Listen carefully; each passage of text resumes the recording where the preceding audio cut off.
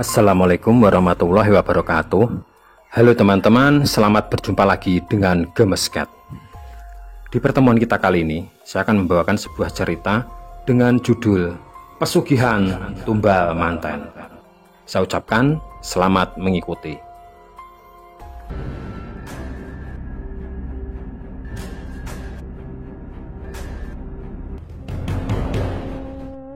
Pak Karyono dan istrinya begitu bangga dan bahagia dengan anak perempuannya.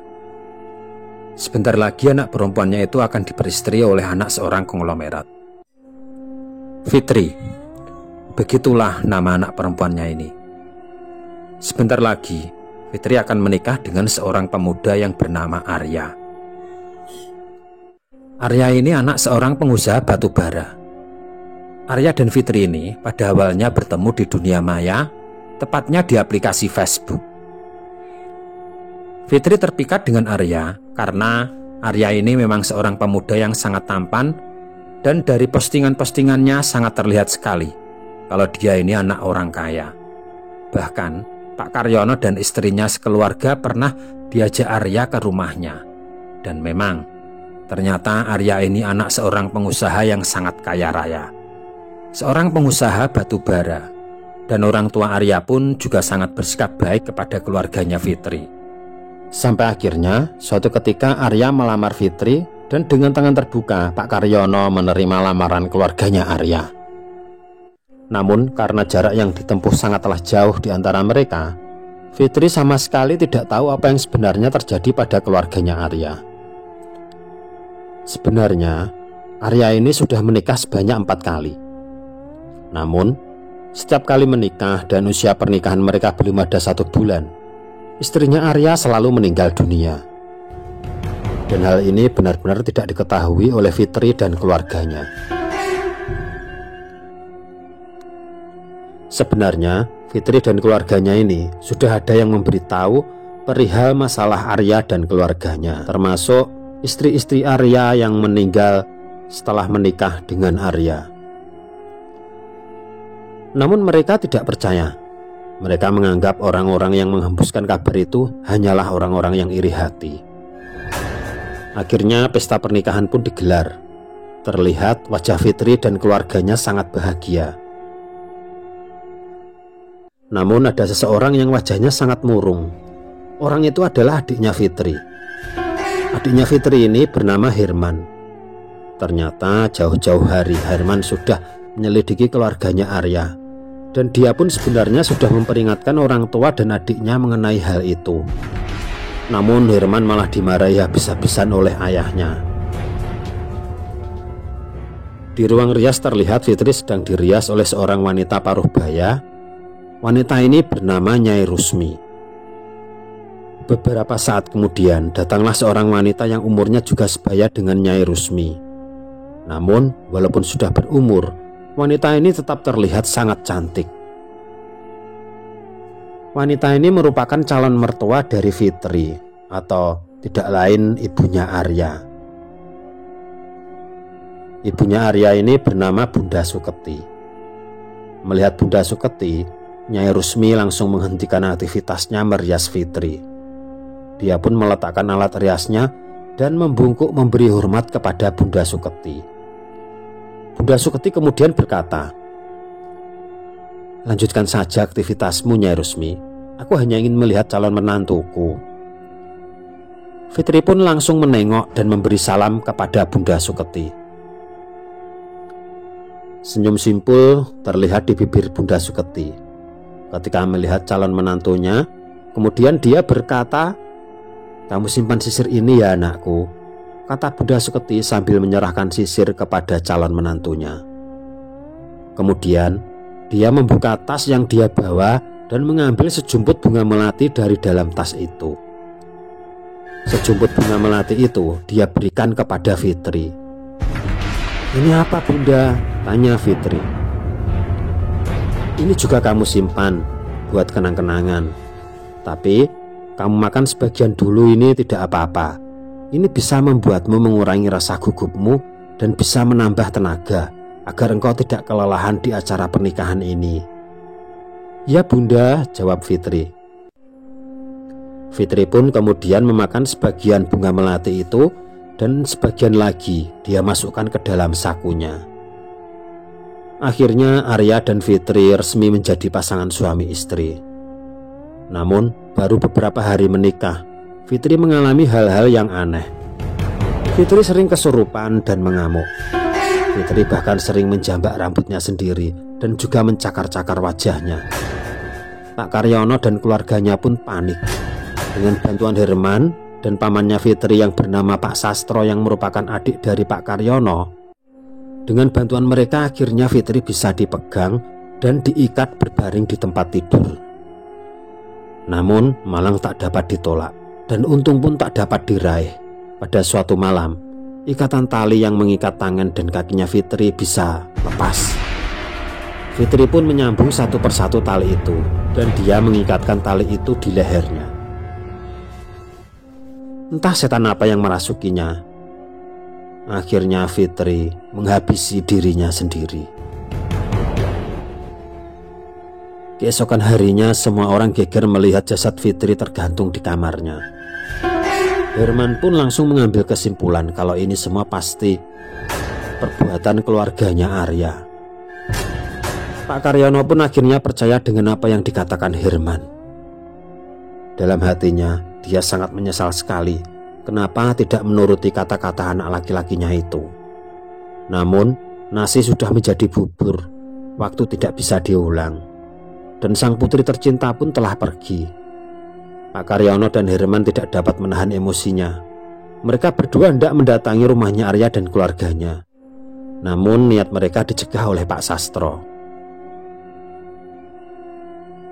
Pak Sastro mengingatkan kepada Herman dan Pak Karyono, jika mereka tidak mempunyai bukti yang konkret, mereka bisa dituntut balik pencemaran nama baik. Akhirnya Herman dan Pak Karyono berusaha menahan emosinya. Namun mereka berdua tetap berniat untuk membalas dendam dengan caranya sendiri. Sejak saat itu Herman mulai rajin mengikuti akun FB-nya Arya. Setiap saat dia memantau siapa saja wanita yang akrab dengan Arya. Herman tidak ingin ada korban lagi. Intinya dia bertekad ingin menghentikan praktek pesugihan manten Arya dan keluarganya. Pada suatu ketika Herman sempat membaca obrolan di kolom komentar di postingannya Arya.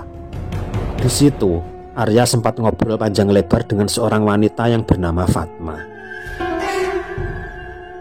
Herman sangat penasaran dengan wanita ini. Dia curiga jangan-jangan wanita ini akan dijadikan korban berikutnya. Herman pun akhirnya mengirimkan permintaan pertemanan kepada Fatma.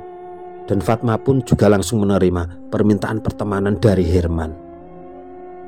Namun Herman tidak langsung bertanya pokok permasalahan yang sebenarnya.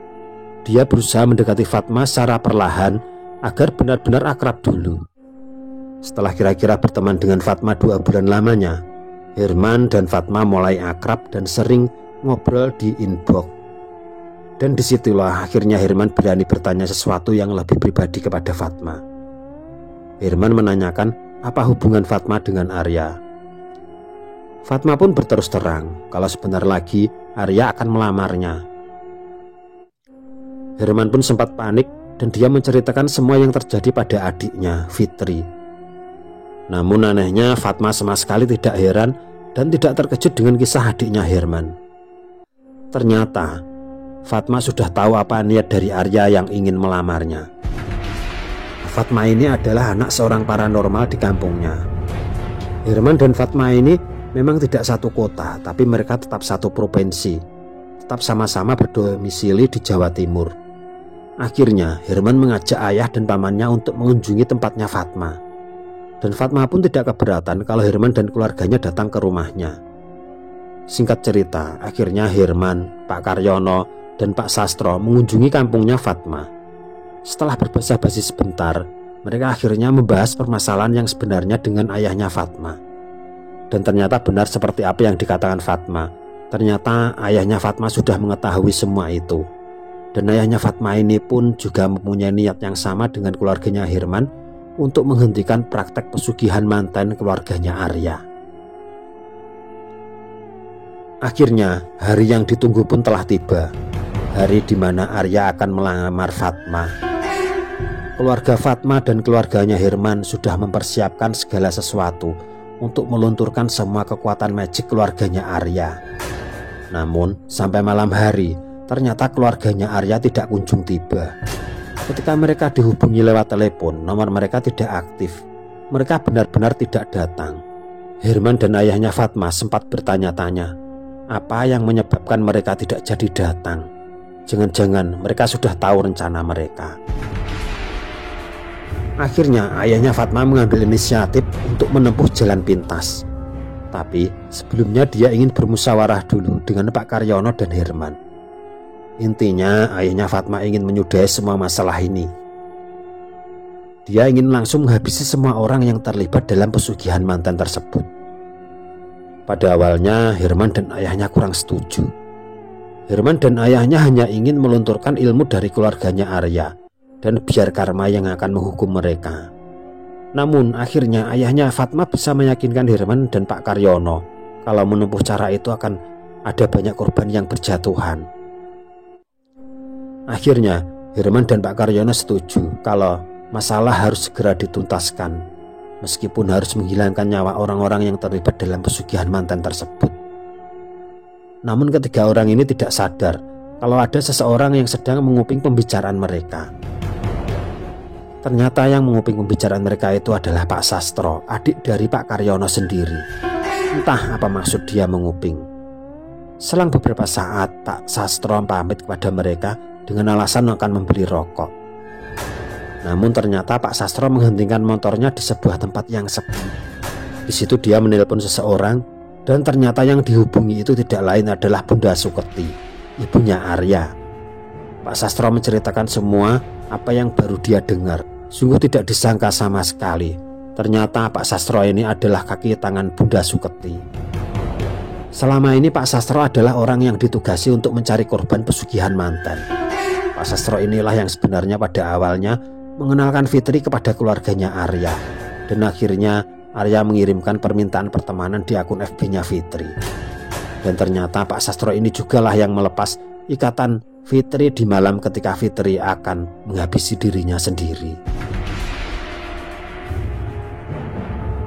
Dan yang lebih mengejutkan lagi, ternyata Pak Sastro ini jugalah yang membocorkan rencana Herman dan ayahnya Fatma untuk melunturkan ilmu keluarganya Arya di saat lamaran, sehingga keluarganya Arya tidak jadi datang melamar Fatma. Di dalam telepon itu, Bunda Suketi tenang-tenang saja, sama sekali tidak panik dengan rencana Herman dan ayahnya Fatma. Dia mengatakan kepada Pak Sastro kalau hal itu sudah bisa diantisipasi. Namun Bunda Suketi memperingatkan Pak Sastro agar berhati-hati, karena dia terlibat dalam kematian orang-orang yang menjadi pesugihan mantan. Pak Sastro pun langsung pucat pasi dan bertanya kepada Bunda Suketi. "Lah, terus saya harus bagaimana, Bunda?" tanya Pak Sastro. "Kamu cari sisir yang dulu aku berikan kepada Fitri. Sisir itu pasti dibawa Herman dan ayahnya. Kamu minta sisirnya dan kamu kubur dalam-dalam, maka kamu bisa bebas dari rencana mereka." Akhirnya Pak Sastro pun pulang ke rumahnya Fatma. Dia berniat meminta sisir Bunda Suketi yang diberikan kepada almarhum Fitri. Pak Karyono pun langsung bertanya kepada Pak Sastro, "Untuk apa kamu meminta sisir itu?" "Sisir itu sudah aku berikan kepada ayahnya Fatma." Pak Sastro pun langsung memohon-mohon kepada ayahnya Fatma agar memberikan sisir itu. Herman pun langsung bertanya kepada Pak Sastro, "Sebenarnya apa yang terjadi, Paman? Kenapa Paman benar-benar ingin mendapatkan sisir itu?" Pak Sastro pun sejenak terdiam. Dia menggeleng-gelengkan kepalanya. Entah apa arti gelengan itu. Kemudian Pak Sastro pun menangis dan bersujud kepada Pak Karyono. "Maafkan aku, Kang. Aku benar-benar minta maaf. Aku benar-benar bertobat, Kang. Ampuni aku." Kemudian Pak Sastro menceritakan semuanya dari awal sampai akhir. Mulai dari dia dijadikan kaki tangannya Bunda Suketi sampai dia menyebabkan hilangnya nyawanya Fitri. Mendengar semua cerita Pak Sastro, Herman tidak bisa menahan emosinya. Dia hendak menghajar pamannya sendiri saat itu juga. Namun langsung dicegah oleh ayahnya Fatma. "Tahan emosimu, Nak Herman. Tidak usah kamu hajar orang ini. Karena aku sudah terlanjur mematahkan sisir itu. Dan kutukan itu tidak bisa dicegah." Mendengar penuturan ayahnya Fatma, Pak Sastro langsung pucat pasi.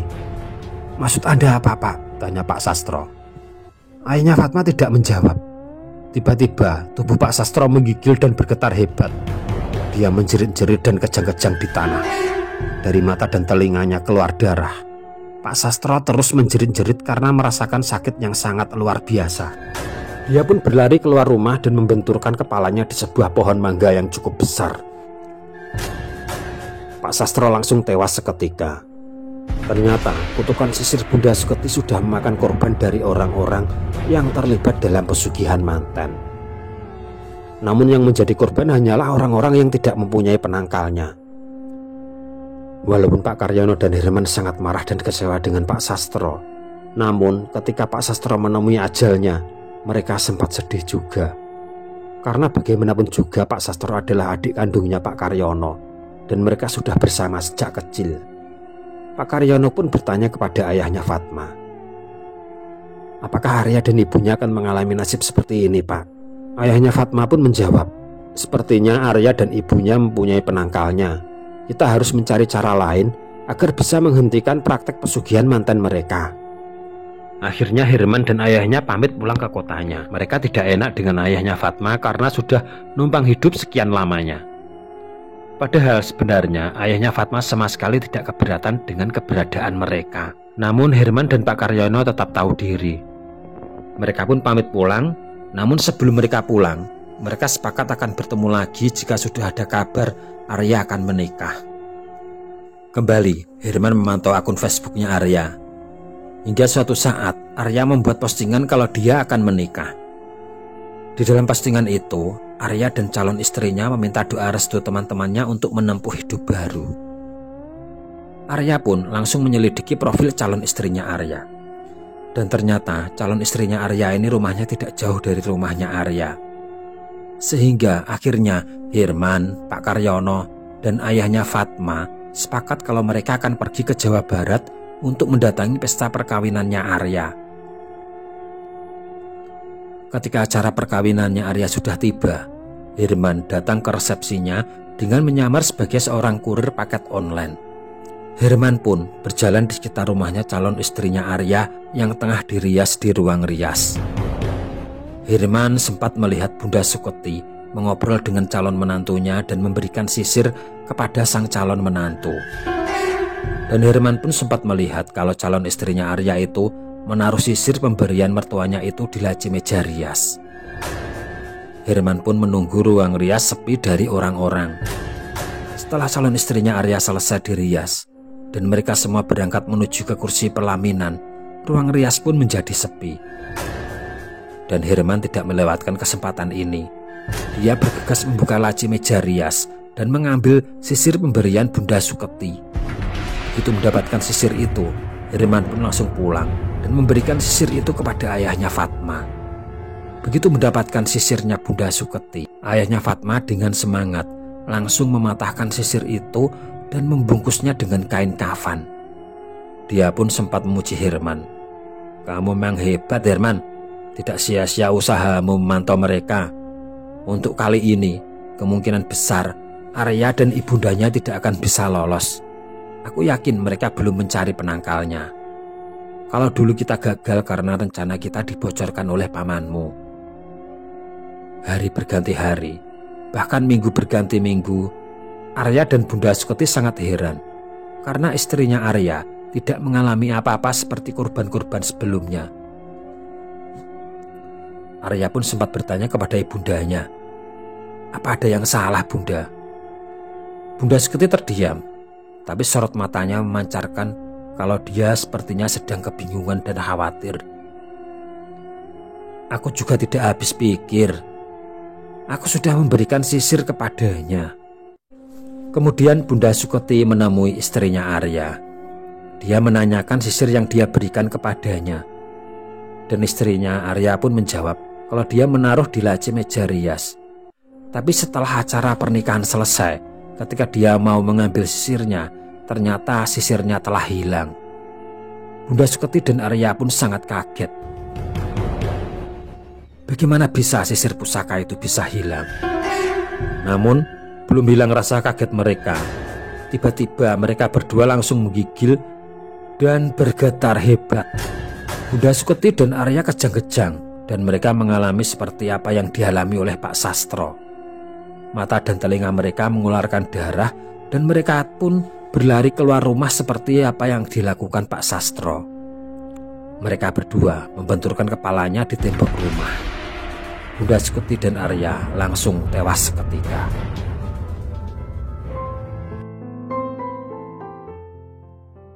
Nah, mungkin cukup sampai di sini ya teman-teman. Semoga cerita yang saya bawakan ini bisa menghibur teman-teman semua. Jangan lupa komen, like, dan subscribe. Sekian dan terima kasih. Semoga bermanfaat. Wassalamualaikum warahmatullahi wabarakatuh.